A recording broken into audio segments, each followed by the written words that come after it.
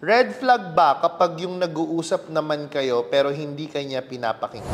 When you say communication, may oras na makinig, may oras na ikaw ang magsasalita, may oras na parehas mo yun gagawin.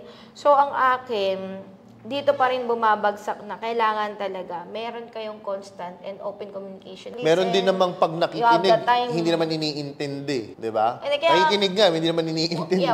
So, red flag siya. Red flag siya hanggat kailangan talaga ma-overcome yun. Kailangan mapag-usapan nyo, how do you go about it? Paano kayo magiging open So, in sa short, isa't for isa? me, I think this is one of the things na parang, hindi siya maganda, but it's not something na parang pag may ganong stage, hiwalay na. Kailangan hindi ganon. Hindi na siya okay. Yes. Wag naman ganun. Ang pinapoint out namin, yes, it's a red flag, pero yun na nga, nakakita ka na ng red flag, call the attention of your partner. And work on it. Yes. Diba? Hindi yung parang, ay, ako na sa'yo kasi may ganyan ka. Yes. What if ang dami namang factors to consider, tapos yun lang Isa lang yun. yung problema. Sa dami ng magandang ginawa niya, yung nag-iisang yun, doon siya nagkukulang. Tulungan mo siya. Yes, Tulungan mo that's yung right. partner mo. Ang ganda yun, kapag ikaw yung nakatulong dun sa partner mo To mag-improve. improve. Correct.